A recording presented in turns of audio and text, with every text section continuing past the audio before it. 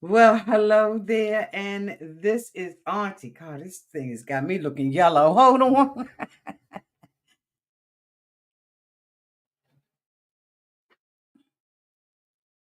Woo, child.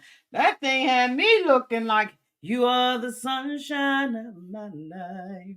Hi, everybody. This is Auntie, and I am here to do my review of Love is Blind, season 7, episode 8, Dirty Laundry. I'm sorry I don't have my thumbnail up, but I've been having some problems with StreamYard today, and I don't know what's going on, but the show must go on. Right, y'all? Absolutely. So I'm hoping you all are having a great dislike. It's really doing me dirty. Hold on, y'all. Okay. It's gonna be what it's gonna be. So thank you all. I'm Auntie. And thank you all so much for being here. Go ahead on and like, comment, and subscribe to the channel. Um, if this is your first time being here, please hit that subscribe button. I would really appreciate you all joining this family. To all of my nieces, my nephews, and my members who the long haul, thank you all so much for your continued support. Let's get into it, shall we? Oh, yes, we shall. So the name of this episode was called Dirty Laundry. And I guess that's the best word that they could come up with for best, I don't know, best title. But I probably would have named it something totally different, right? That's just me being me, right? But anyway, we're gonna get into it. So we opened up this particular episode with Steve trying to make up for what he had not done. Monica ended up bringing to Steve's attention that hey, always be good. Welcome. Welcome, Candace F. You always here, Candace. Caught you live. Okay. Hey, caught her live. Hey, boo. Hey, y'all. Hey. So Steve and Monica had a conversation in episode 7 about him not doing what it was he was supposed to. I will make sure that that video is attached to this so that you all can see what I said about that in another video. Um, and so the two of them decided that they were going to go out and get flowers. And instead of Steve buying fresh flower, I mean Brian buying her fresh flowers, he took her to a little shop and they made pressed flowers. This is when you know that a man is about some bullshit.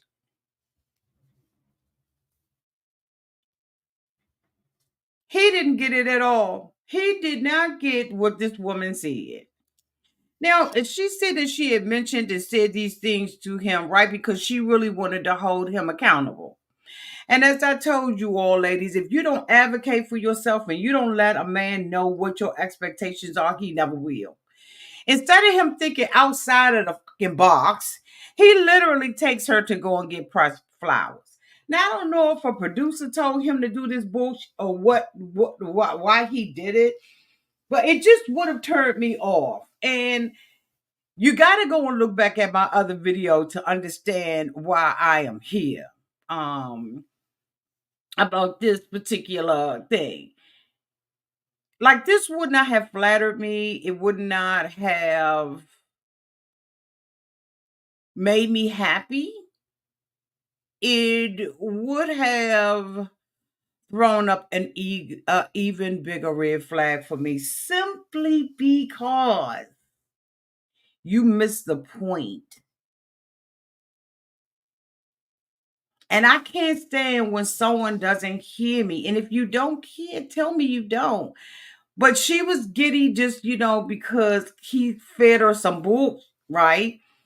And decided that he was going to take her to get pressed flowers, flowers that will last forever. That's not what that's not what the point was. You missed the point. But anyway, for me, the point would have been I just want to make sure that you are going to be chivalrous, that you're going to do the things that you say that you're going to do. The flower incident is past, right? You've already not given me flowers, but let's see what else you can do. Let's see your creativity. Let's see your as a man, right? To provide me with things that will make me happy. Again, like I said, it could have been a fucking note.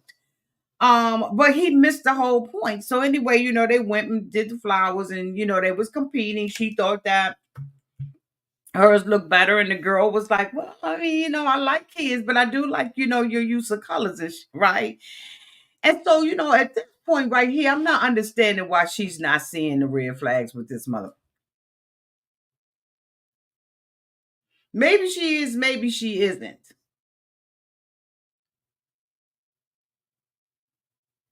She mentioned during this time that her dad is not willing to be filmed.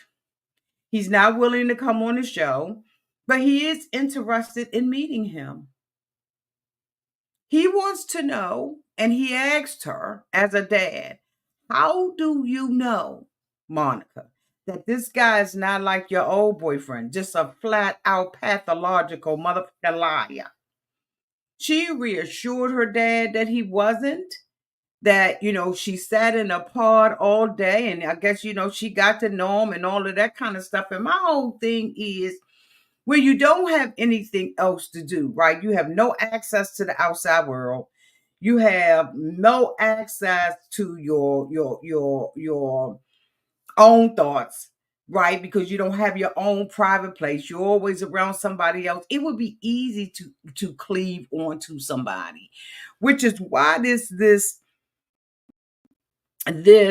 experiment, Love is Blind, works, but it's tragic for a lot of these people that go in these fucking pods. And so, Steve says that he is ready to prove himself to her father, and that, he's anxious to do that because he's just not this lying bastard that we found out that he was, bitch. Hey, Carla. The next person we see is Hannah and Nick, and Hannah goes over to Nick's house. Nick is, an older gentleman, and he is living with his parents. And in this economy, bitch, a lot of people are living with their parents. My daughter wasn't living with me, and now she's living with me. And because of the economy and the things, the price of rent and food, bitch, and gas and car insurance and all of that kind of stuff, her salary can't manage that. And it's not unusual to see people who have been out on their own coming back and living with their parents. And if you got a parent that you're able to do that with, you are blessed, because at the age of 22 years old, I lost both of my parents 5 months apart at 22. In this economy, I would be out there on the street probably selling ass to, keep a roof over my head. So I didn't see anything wrong with Nick being at home with his parents. However, he's immature and irresponsible while living at home with his parents because he don't do. So Hannah's walking around, and he has his bedroom that's upstairs. He's taking over his parents' basement. And as I said before, how the hell they gonna have company downtown to the house? Thanksgiving and Christmas, they gonna be stepping over his toys. I mean, he, even though you at home and you grown as hell, you still should have some things. But then again, there's another catch as catch can, because how many of us are carrying our kids on our carrier? I'm not carrying my daughter on my carrier or anything, my phone carrier, anything. But there are a lot of things that I help her out with that I would not help her out with if she was not here in the household. So I do understand that in a way. And then in a way, I'm just looking at the maturity, because while you at home, you should be saving and growing and knowing, right? You should be contributing to the household duties. You should be doing different things, right, for yourself. That shows that you are independent. I should not be the one cooking your fucking food and doing all of that. Okay. And of course, I don't do that with my child, right? She grown as hell. She just cannot afford to really fully be out on her own. Now, if I pushed it, okay, she would have to be out on her own, and she would be struggling like a mother, right? And then that's a compromise that she may have to make in other areas of her life. And so I absolutely understand that, right? I don't ever want my child to think that you got to get into a relationship with somebody, or you got to roommate with somebody or something like that, right? Put yourself potentially in harm's way, because I'm anxious for you to get the fuck about the house, right? Like, it is what it is. But she walks around the house and she observes that his mother is really religious, and she asks him, do you think your mother's gonna have a problem with it? And he was like, I don't think she's gonna have a problem with it, right? As long as you choose, you're a good person. And Hannah's not a good person, in my opinion, because Hannah tends to, talk people and stuff like that. The next person that we got is Marissa, and Marissa introduces Ramsay to her girlfriends. Now, Marissa and all of her girlfriends have military backgrounds, and Rams, who is from Venezuela, said that he was on the other end of the United States military. And so he has this approach. Now, what did he say? Because, bitch, I wrote it down. He said, I believe that your politics are tied to your ethics. Bitch, what the fuck are you talking about? So, being in the military is political? No. We've already discussed that the military is absent of party. They don't give a damn when you go to enlist, re-enlist, serve, what your political affiliation is. And they don't give a damn about your ethics. You gonna get in there and you gonna march to the drummer's beat. You gonna do what they tell you to do when they tell you to do it, whatever. So he's very ignorant about it, right? And he tells her in front of her friends that if she ever decides to go into the military again, that she signs up for the reserve. It's an automatic divorce. Well, bitch, it's an automatic. We're not getting married, because for someone to judge me like that based on the career choice or what I decide to do to put money in my pocket, you can kiss my whole ass. Excuse my language for those of you all who are new to my channel and are not accustomed to it, but I just go ahead on and keep it, a buck 100, and that includes cursing.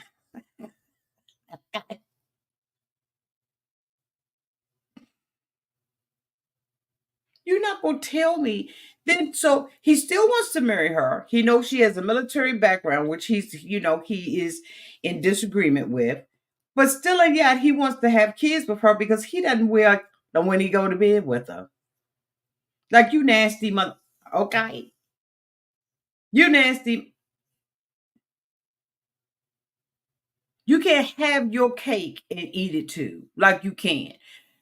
I'm gonna go ahead on the cover episode 8 while we here, right? So we ain't got to come back. We can go ahead and do this. Ramsay ended up meeting her parent, her mama. Her mama was sassy as I don't know what. Now, a lot of people have criticized the mother ring and all of that kind of stuff. I roll up in the mouth and the face area and stuff like that. I don't care nothing about that. But the mother, basically did not like him off the brickety brain. She thought that he was very dated. And I think that, just, being a mama, right, you give off a certain, type of, there's a certain type of instinct that you have when you have grown kids and you evaluating the people that they're around, right? You pick up on certain things, right? Because there's certain social cues that you don't find out about those social cues, right, until you get into a position where you are a parent. I know some people are going to disagree, but when you become a parent and you birth that child into this world, right, I'm talking about parents who are worth their salt in the earth. I'm not talking about the sorry ass of parents. I'm talking about parents who are worth their salt in the earth. Once you birth that child and you understand and realize through the process, right, of raising your children, the responsibility that you have, there is a certain level of maturity for the most part that kicks in with those parents who are worth their salt in the earth. The older your children get and the more that they are exposed to society, The more that they bring things back to you, the more that you see, the more that you glean from your children and their surroundings, the parents that are associated with the children that they call their friends and stuff like that. You start getting the intuition and a second sense about people, right? Because you are always reminded that you are in protection mode, that your child is still vulnerable, right? To all kinds of people who absolutely right prey on them. The mother picked up the bullshit with Rams. Now, was her delivery the best? No, but she picked up the bull. Now, a lot of people that I have seen, right, have been criticizing the mother about him wanting money from her and that she is still a law student, right? And so, the mother was like, prenup, right? Now, I'm an older woman. I have assets and all kinds of valuables. And if I ever decided to get married, a prenup is the first goddamn thing that we're going. Don't even give me a ring. Don't even get on your knees and propose. But see, those conversations for people who are in my age bracket, those conversations you have off the because you know that you have more years behind you, bitch, than you do in front. So the mother was talking about the prenup, and she was coming from the perspective of what the daughter's potential is. And Ramsay is saying, I don't have, um any intention of taking your money, your daughter's money. What the mother doesn't realize is that while they were in the pod, she volunteered for him, okay, to stay home while she took care of her. So the conversation that the mother should be having is with her damn daughter, because her daughter said when the two of them talked about their family life and the responsibility for the kids and how they was going to run their household, she had offered, bitch, at that time to make him a mom dad. So you need to be talking to your daughter about her positioning, not him, because she sees herself as this highfalutin ass, highfalutin ass attorney that's going to be able to keep him at home as a stay-at-home dad. So he doesn't even have to cover up, fake, or anything about whether or not he gonna get the money. She would never agree to a prenup. Why would she? She's looking for an in-home man who's going to be submitted to her because she was in the Navy, okay? And she got her sea legs, and now she's, in law school, and she has she believes that she has the potential to make this money. But girl, honey, let me tell you, attorneys, it takes them a long time, boo, to build a reputation and make the kind of money in this fucking society. If you think you're gonna be taking care of Ramsey, because he's got to make sure that he got some leave-in conditioner, some beads on the end of his head. He's got to go to Sally's Beauty, bitch, and get his hair done.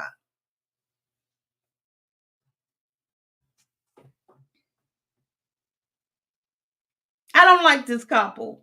Never have, never will. I don't like this couple. Anyway, so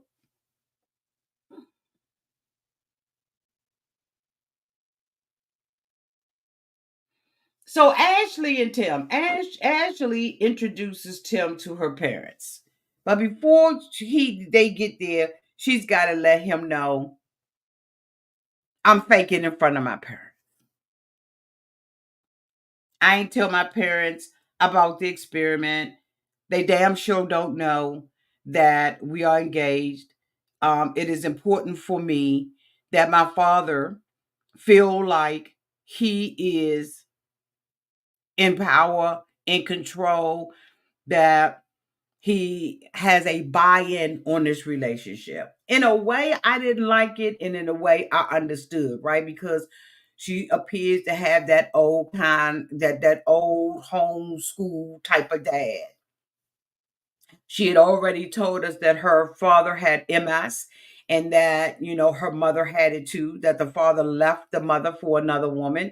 And so we see the mother and the two sons come into the household, and, Tim is out there barbecuing, on the barbecue doing, stuff that men do. Love that. I used to love when I would be in relationships, and it'd be football season, bitch. And, my man is up early in the morning, barbecuing and getting ready for the game and company and, all of that type of thing. And, me in the kitchen doing like I used to love that kind of I used to love that kind of stuff, in being in relationships. So for some reason that made my heart glad and everything. I was like, oh, that is so cute. But anyway, them days is long gone, Mitch. Okay, if anybody barbecuing in the back, it's me. But anyway, so when they she had the conversation, she said, you notice I don't have my ring on because I want my dad to feel empowered by it. And so, when the dad came in and everything, they all sat around and they got to know the father, and they found out that they had some things in common, that the two of them both grew up in, hold on, let me make sure I get it right.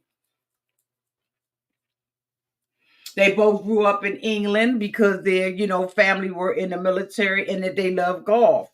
And, they was, kind of drilling them and asking him those questions and everything, and just kind of watching her face it. She was basically sitting on edge, hoping that, Tim, consistently be the man, is the man that he has presented himself.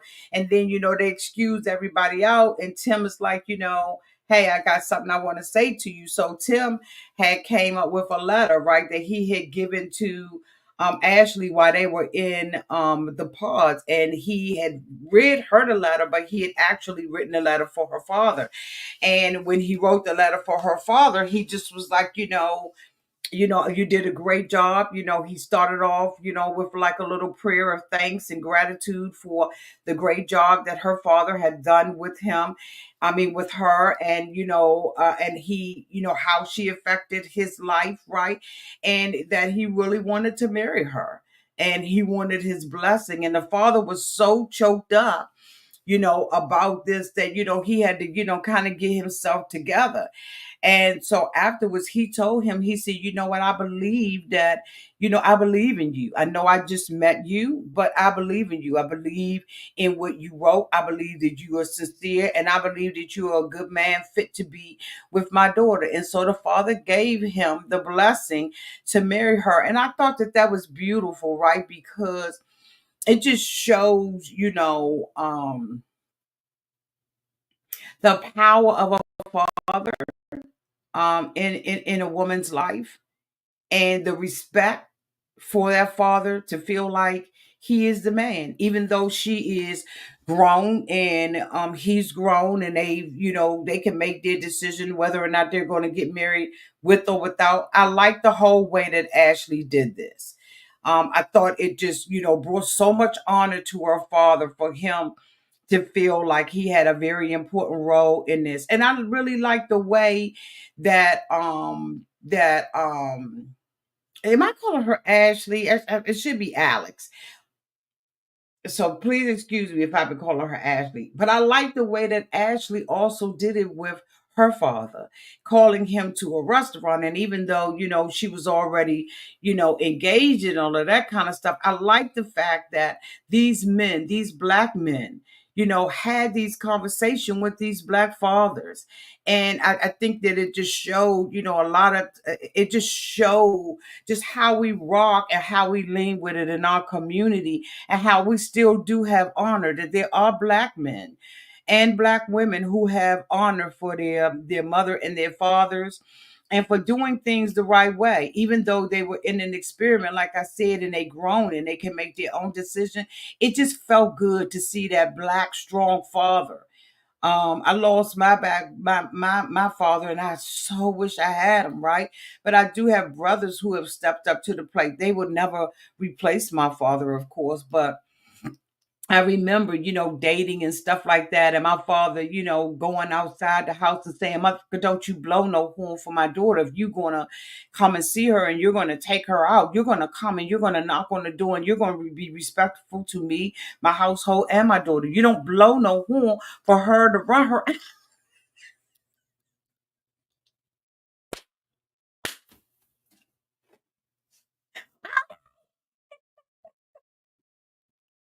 You're not gonna blow no horn.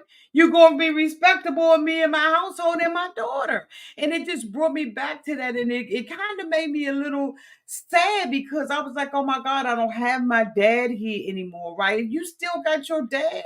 Love and respect him and honor him and make him feel like he is that man. My dad was my protector. He was like my everything. And it's a hole. It's a hole there. It really is a hole there.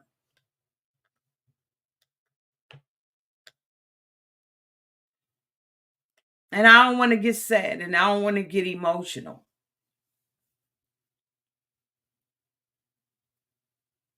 But it just really showed the power of Black love and Black family.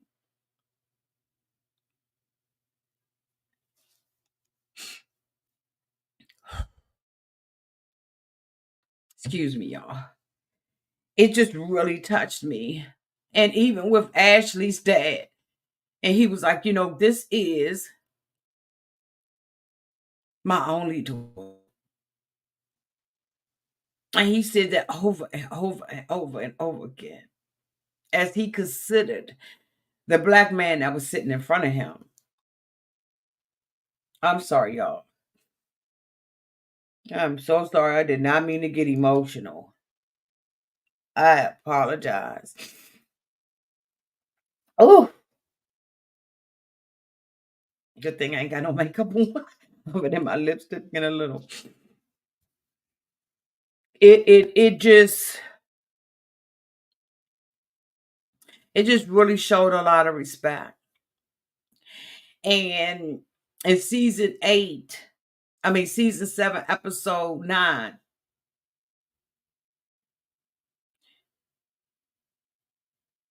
Tyler was compelled to tell the truth.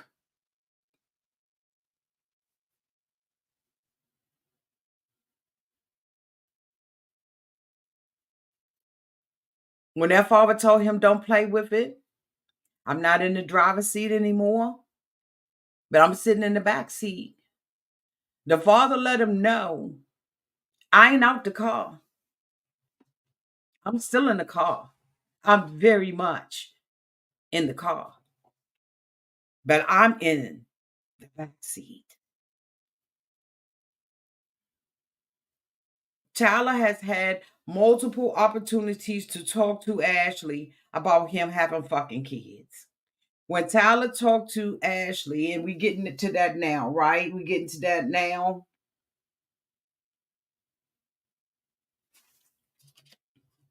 Because if we ain't, we are. I'm sorry, y'all. I didn't mean to get emotional, but I miss my dad. I miss my dad.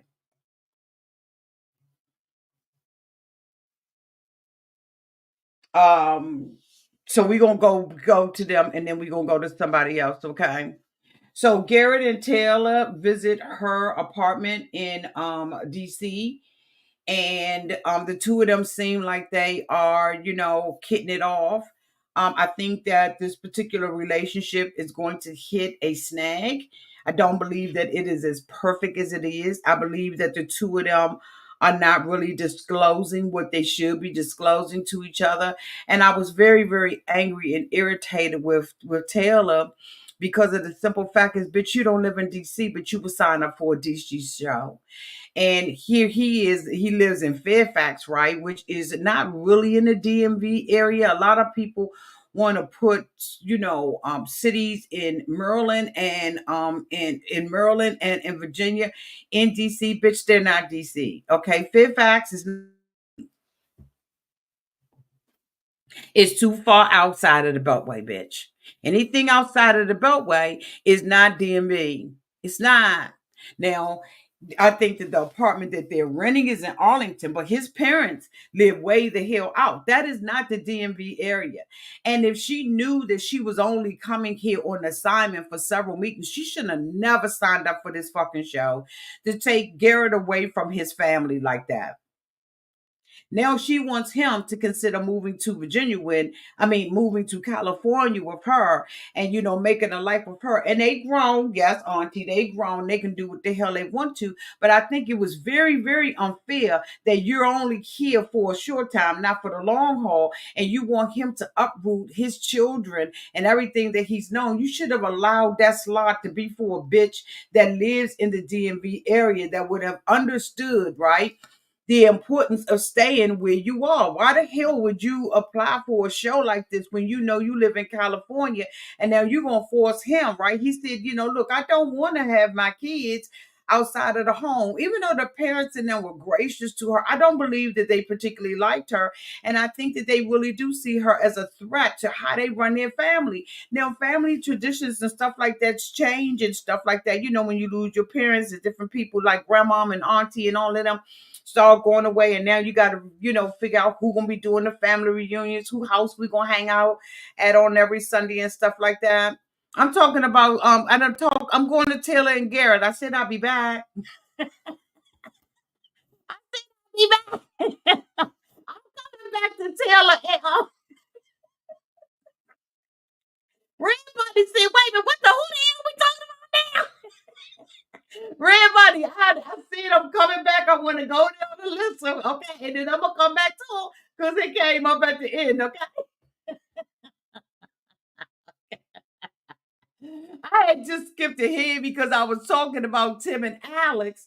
And then I started talking about Black Love, Red Buddy, and then I brought them in right, and then now I'm going back. Yeah, you missed it, okay? But she's not in the DMV area. So I just was like, okay, so like, what are we doing here? Why would you even apply for a show like this when you know you're not a Washingtonian? I hate when they do a broad brush, right? Especially being a native Washingtonian. We are proud. People who are native to Washington, D.C., we are proud of that. Okay, we don't take it lightly. We don't like a bitch that's sitting here stationed somewhere, right?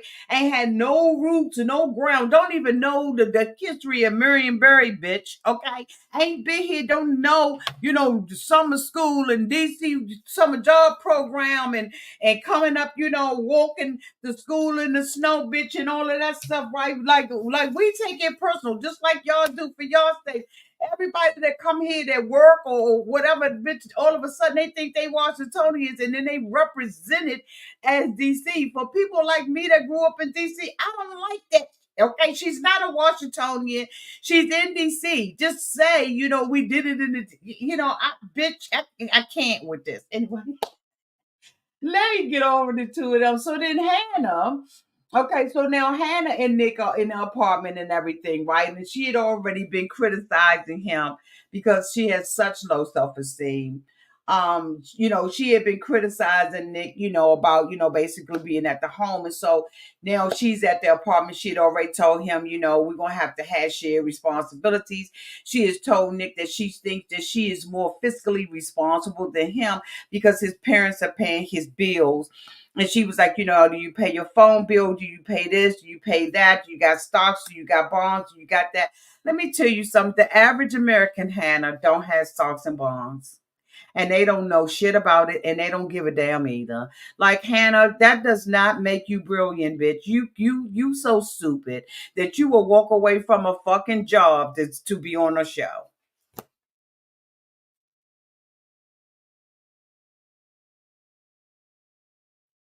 Now, Nick is very immature. It is obvious he's going around looking for the pasta in the refrigerator. He don't know what temperature to boil it on. And that's why I said that he is very, very immature. His mama and his daddy is doing everything for his ass. And they are handicapping him because in the event that something happens to them, and something will happen, He is clueless. And now he's in this relationship with this girl who has very, very, very, very, very, very, very, very, very low self-esteem. That is her job to tear mother down and act like she's OCD up in there, right? And she cleans up and she don't want pillows to be put in the wrong place and all of that old bull, right? And I'm not buying it from Hannah. I think that Hannah just has to be, she's one of those type of people who's narcissistic, and she likes to antagonize people. When Nick says something to her, she was like, okay, so you just mad, Nick, because I make more money than you. Well, bitch, currently you're unemployed and you're all non-void. And her brother, when the brother came over to the house, I love the brother. She was making just jabs and jabs at Nick, and Nick gave her one back, and she didn't like it. And now all of a sudden, she got to go use the bathroom. And the brother said, I love my sister and everything, but she a bitch. This is how she is. She's always throwing jabs and stuff like that.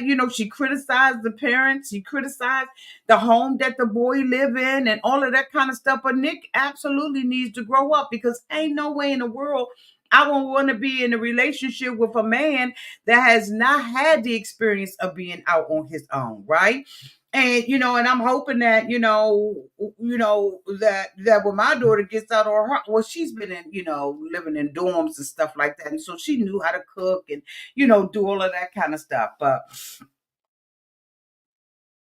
he has no life experience, and he's selling real estate, and real estate is a luxury job, bitch. It's a job that somebody like Nick that got somebody paying his rent can't do at his age. Now, eventually, if he continues to do it and, all of that kind of stuff, right, he'd be okay. But when you come at home going from one shirt to another shirt, okay, and you ain't washed your ass, okay, you are faking a fraud, because if you going out there to visit a client, I don't want to smell your ass when you come in here because you've been outside all this. Okay, that's why when I did real estate, okay, I did commercial property. I did not want to be in my car driving around and taking people back and forth hither and thither and meeting you at this house and this address, and you don't like this. No, let's just do commercial. Let's go in and do a couple of leases out this bitch and I can go home for the rest of the day. But I also maintain my own full-time job, right? So I mean, y'all that have been here with me, okay, from the beginning, y'all know. Okay, I did that in 20, what was it, y'all? 2018, 2018, 2017, 2018. I think it is. So anyway, that's beside the point. But she meets his parents, and his parents seem to, like her and everything. And all the parents know that the two of them are just not ready to be in a relationship like this. I am so interested to see how far this goes, because I'm gonna tell you, when her brother came in, he brought a lot of insight that the parents and stuff didn't do, because they let Hannah act an ass, right? There's an expectation that this is who Hannah is, and we accept Hannah the way she is. Somebody else on the street will fuck Hannah up. She come out her mouth, her trick bag the wrong way. But the brother said, I have these same issues with her. She says what she says, right? She can ditch it, but she can't take it back. And I just was like, okay, thank you for telling us. Loved the brother's personality, loved his energy and everything. Like, I loved him. So then, we go back to Tyler. Now I'm gonna go back to Tyler and Ashley. Okay, we back to Tyler and Ashley. Now, when Tyler and Ashley was, sitting down with the dad, prior to that, the two of them had a conversation where he had talked to Ashley about wanting children. And he said that you want seven kids. So for me, I'm thinking he is counting. He is already counting those three kids in that allegedly he has. And it seems like, instead of him being a sperm donor, he was donating his organ. That third leg between it, he was donating that organ. You're an organ donor, mother. Okay, how dare you minimize those kids to a sperm donor? Where's the cop? What lab? Or was you doing some illegal He had every opportunity to tell Ashley he had kids. And Ashley is sitting in her father's face saying she feels safe. And he feels safe.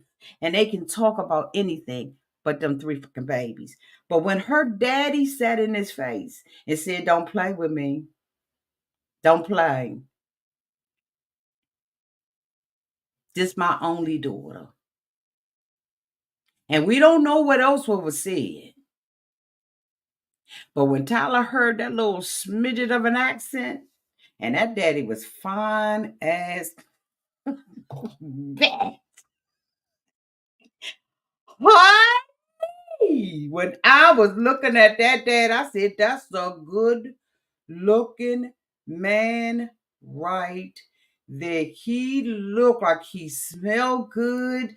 He looked like his God.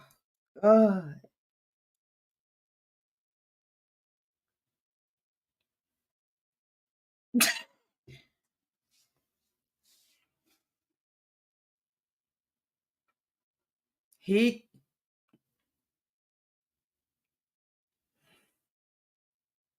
baby, that daddy. Anyway, let me stay fucking focused. That's a good looking man.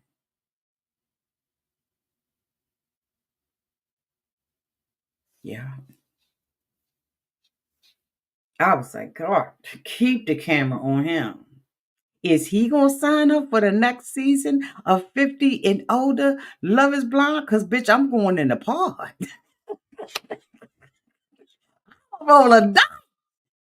Woo-wee. Anyway, let's get on the father. But when Tyler realized that father wasn't playing with him, the next scene, honey, we see Ashley was bent over on that sofa, pissed. Because this man, she done brought him to her daddy.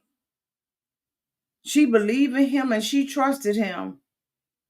And she told him, "You had every opportunity to talk to me about them fucking kids." But he still lied. If you want to tell the truth, just tell the truth.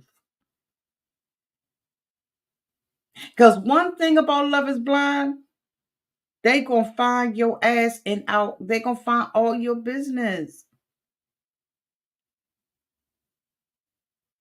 I think the father and the fear of the father and the seriousness of the father compelled him to finally say something. I damn sure do. We'll see. From my understanding, they did get married. And I don't believe that him, okay, and this is my opinion, okay, and y'all put y'all's downtown in the chat, but I do not believe that him having those children should be a reason for her not to marry him. I know that's probably sounding unreasonable for me to be saying that, but I don't think it is something that will cause me to walk away from a good relationship or the potential for one. Having said that, next thing you know, we see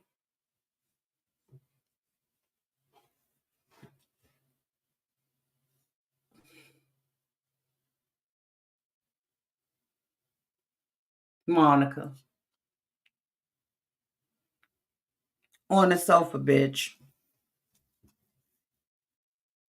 sitting in a damn fetal position with her girl Taylor talking to her, basically saying, "Girl, oh my God, that's girl, that's fucked up. What the hell is going on? You didn't deserve that." Monica got every clue that this man wasn't. Anytime she said that she had withheld sex from him because he was unsure, she should have withheld everything.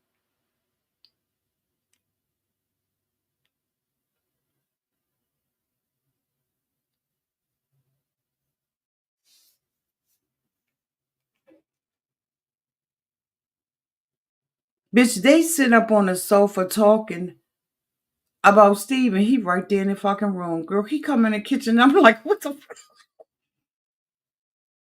So she said, okay, I'm gonna leave out. So Monica, who entertained Steven's gross ass conversations, because Steven has had some gross conversations with her downtown at the fireworks, downtown at the in the apartment, telling her that she could do anything to him if she say she ready. If the wind blow, he ready to go. He talking about it, doing it in the butt and doing it in the ear and doing it damn near everywhere. Stephen told her who he was. She just didn't believe him. Stephen been telling her the whole time he is straight freak. And anytime he will come in front of her and her girlfriends and tell her that the women gonna be in the DMs asking to suck it.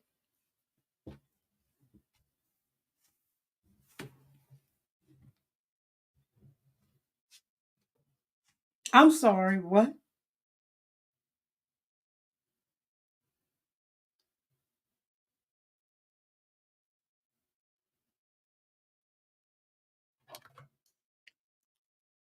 I want to clear something up before I move to the reason why I said that Tyler and Ashley, that what he said would not be breakupable is because he said he was a donor. She doesn't know that he's the baby daddy. So I'm saying at that time, okay, because sometimes some people I have to break it all the way the fuck down for them before they catch it, right? Because some people like just go over, just dash like a reindeer over their head, bitch. I'm saying at the time that she found out this information while being on vacation and coming home, he said he was a donor. So during that time period, if I was Ashley, I wouldn't break up with him either. Because I would be still believing that he's a donor, that he ain't changing diapers. He ain't taking the kids to daycare and parks and I just had to make sure I got that out because I know some people be like, Auntie, all in my comments, Auntie, I ain't no way in the world, blah, blah. Yeah, because you know what you know, but she didn't know what she knew. She didn't know what she knew.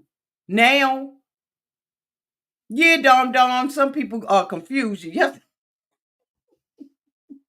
I know it's coming. Hindsight is 2020. Don't ever forget that. Anyway, so let me go back. So he sits his ass down.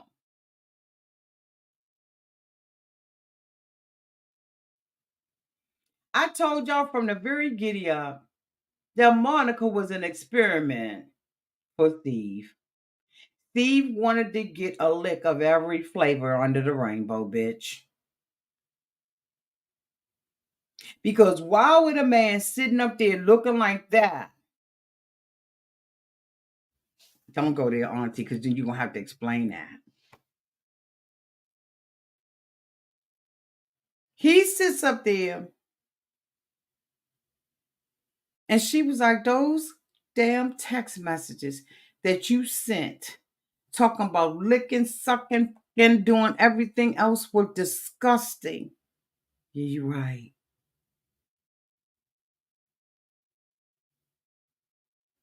See, this is a man that has gotten caught so much and pacified by women so much that he will sit his ass out here and say, you're right, thinking that the you're right is what every woman wants to hear. Bitch, we don't care whether we right, wrong, or indifferent. We want to have a conversation with you about it. And you're right isn't a conversation. She said, I was shocked that you went to a sleep test. And you're sitting up there. I saw these nasty, gross texts. He's been having those conversations with you, Monica, from day A. Even in the pods, he's been this gross man. And you thought it was a good kiki in a caca. This ain't new, Monica. Wake up.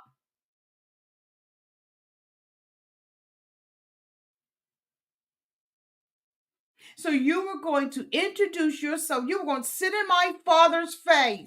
You goddamn right he was, because he been sitting in yours. Playing games in your face. Talking about all kinds of nasty kinks. You sent these kink messages. You're right. It was just dumb. I'm out there taking a sleep test and I was drinking. Bitch, don't nobody. Nowhere, no how. Not run your blood. Stick a needle bitch in your arm before you take that.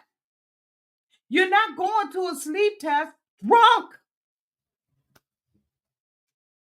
because you know what? I ain't even gonna talk about how sleep tests go because multiple people get multiple tests run, but you're not going to be drinking or high during a sleep test.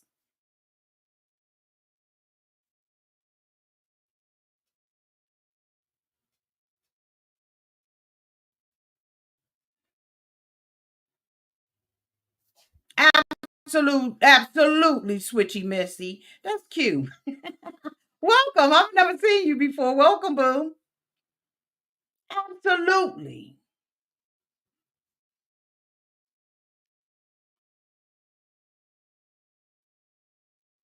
He been telling her from a very giddy up exactly who the fuck he is and who he's not. Because he damn sure, in my opinion, ain't black.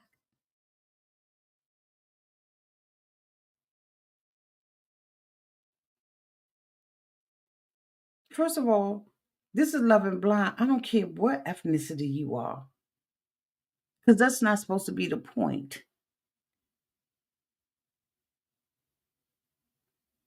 And so he basically was trying to give her a glimpse of who he really was. Because he had already figured her out. He's a whore. He came in a whore, he's leaving a whore. She asked him, you said you went to a sleep test. Did you go to the sleep test? He said, yeah. Show me the receipts. Let me see the paperwork, the prep paperwork. Let me see that you went to a sleep test. She talks about the messages. She wants to focus on the messages. You already know what the messages are. You've already seen them. She tells him, did you text her today? He says no. But you know he's lying. See, we don't give questions to Maury Povich to say that the lie detector came back and bitch, that's just a lie. Because we don't give those questions to him. We give Maury the questions, bitch, that we don't already know the answers to. Because we want Maury to tell us what the lie detector test said. Now, you done already seen the text messages. You know that they're deplorable, they're nasty, and they're built with and based on the same conversations, nasty, grotesque conversations he's been having with you. Show me the receipts for the sleep test. What time did it start? What time did it start? What were the prep and what happened? What were the results? Did you guys sleep apnea or not? And why is he taking the sleep test when I ain't heard her not one time talk about the motherfucker snoring? Now, if he was up for a sleep test, that means he got sleep apnea and he in his sleep damn near dying. Because if you know somebody that ever have sleep apnea, bitch, at the long way, they be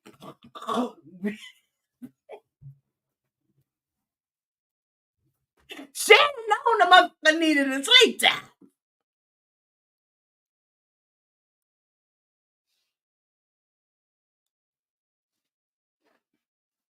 You ain't ever been around somebody that got that for sure. You can't sleep with that because, bitch, you don't know whether or not they die. You don't know whether or not somebody is revving up a motorcycle, bitch, outside your window.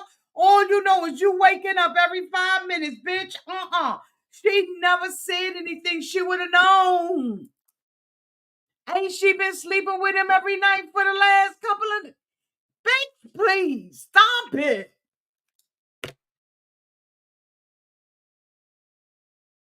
So you already knew that that was a lie. She said, let me see the text messages. He said, I deleted it. She said, sure you did. Of course he did. But you were supposed to screenshot him. He's sitting up there saying, you're right, you're right. She said, I know I'm right. Say something else. But he's a coward. And he's already gotten from you and from Netflix what he wanted. He wanted thousands of bitches in his DMs. Again, I said he wants to taste every flavor in a rainbow. He's already gotten it. He was going to play you all the way up to the altar because he figured out that you was a weak woman. You sat there when this motherfucker, y'all.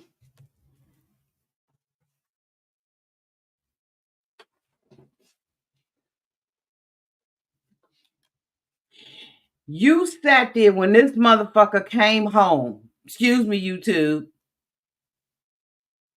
And said he didn't have a job no more. Like Andrew Caldwell, I ain't gay no more. He said he ain't got no job no more. He called the foreman and was like, do I still got a job? Bitch, that lets you know right then and there. The job was in jeopardy before he left. And your dumb ass sat there and said, I'm going to be your sugar mama.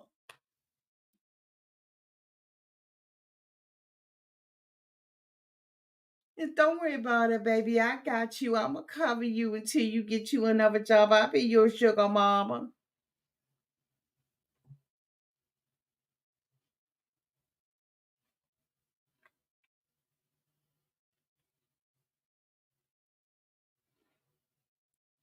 He saw a lemon and he squoze it. He made lemonade. He healed a wound on somebody's finger by squeezing lemon juice on it. He made lemon pound cake. He made lemon up turnips. He made lemon and put them in the greens. He took the lemons and made everything, bitch, that you can think on God's green earth that you can use a lemon for. You find out what the fuck you can use a lemon for. What are all of the different ways you can use a lemon, bitch? Hold on, because I'm going to take the time out, because we got time today. I'm going to take the time out and I'm going to ask ChatGPT, what can you use a lemon for? Let's see, okay? What can you use a lemon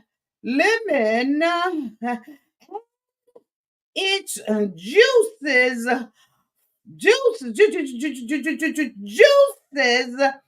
for? Give me let's see. Okay, let's see. Somebody said lemon pepper wings. Y'all put them on down in the chat. Put them on down in the chat. You know what? You can use it for salad dressing. Okay. You can mix the lemon juice in with olive oil, salt, pepper with some fresh dressing. You can use it as a marinade. Use the lemon juice as the base for the marinades. For your chicken, bitch, your fish, and your vegetable. Lemonade combining the refreshing drink, honey. Okay, they say water and sugar for refreshing drink. They say bacon. You can add the lemon juice to the cakes, okay, and the muffins for a zesty ass flavor. You can toss it in some fucking pasta, they said, with lemon juice, olive oil, and fresh herbs, honey, okay? A ceviche. They said use lemon juice, bitch. Okay, wait a minute, hold on. Let me go back up to the ceviche. Let me go back up to the little ceviche.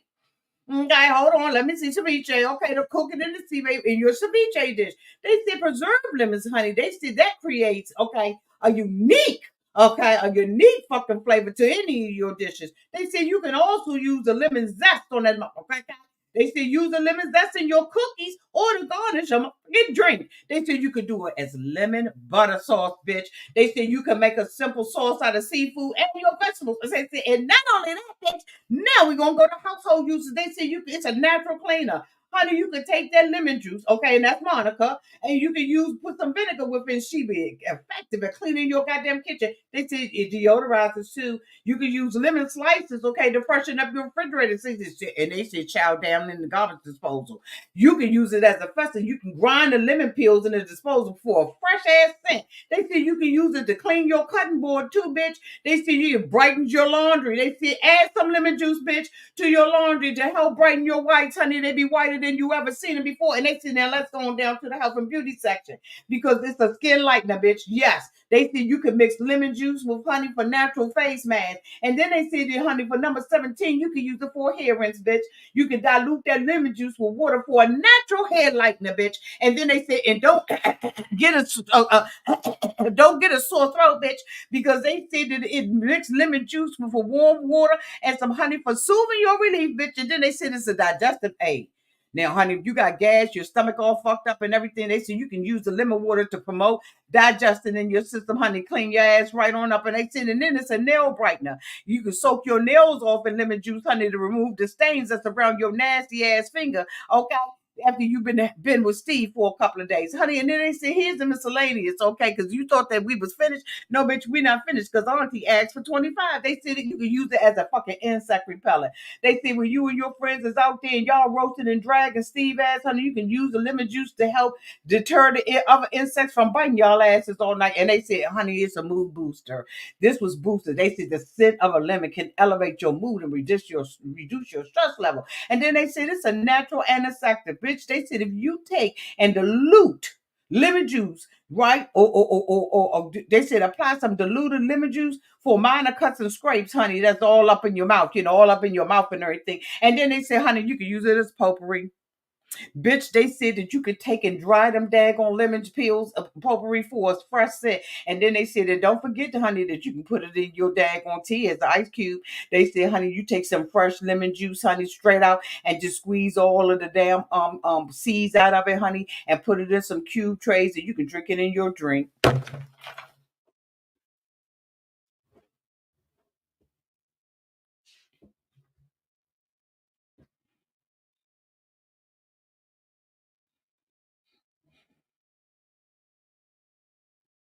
That's exactly what he saw in her.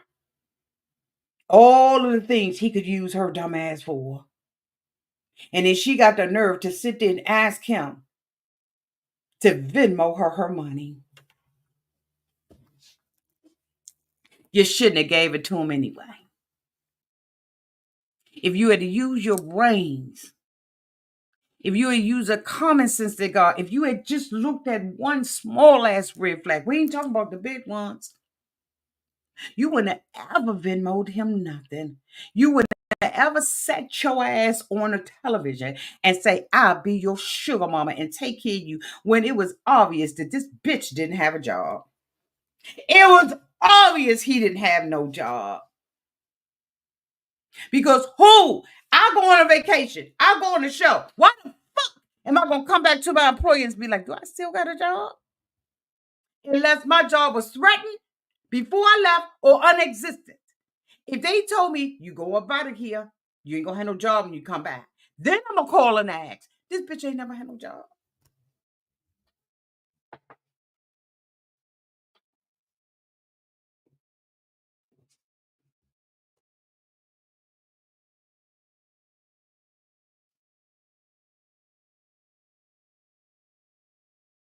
I'm sorry she got her heart broken. But all the red flags was there. She was a lemon and an experiment. And unfortunately, he squoze that lemon for everything he could until he could no more. He said, I hurt you. I'm going to go ahead and take my leave.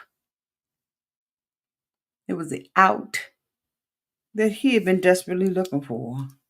Because when he sat at the table and was about to pour out his heart, you cut him off.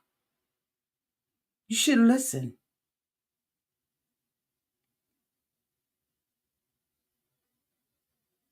She should have listened. But she wanted what she wanted out this deal too.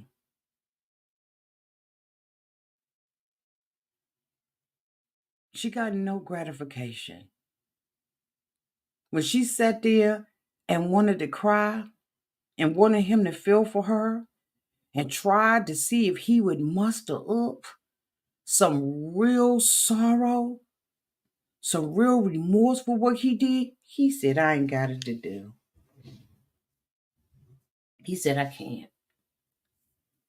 I ain't even got it to do. I don't want to sit here and watch you cry. He went on to the counter and was like, I'm going to go ahead and get my bags. I'm sorry. It is what it is. I did what I did. I got caught.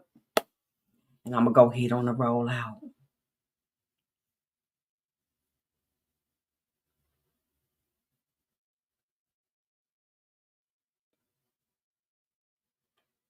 Wake up.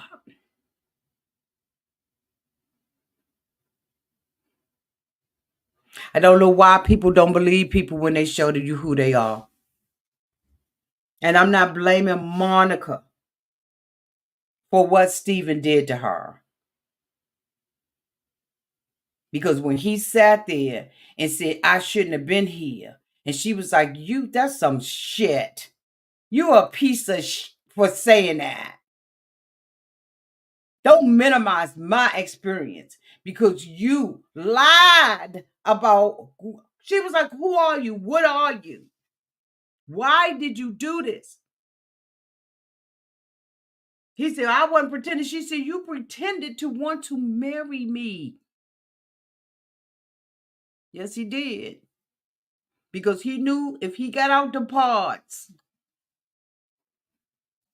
his DMs would blow up. And unfortunately, what he said is the truth.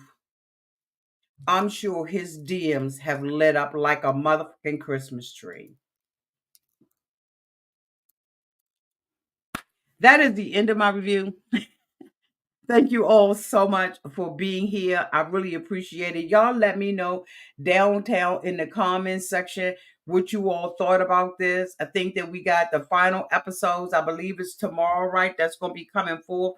Y'all please hang around later on tonight. Turn your notification bells on. If you're not already subscribed, subscribe to the channel. Turn your notification bells on because we will be covering, I will be covering tonight live. We will be just looking at the cast of Married at First Sight Chicago.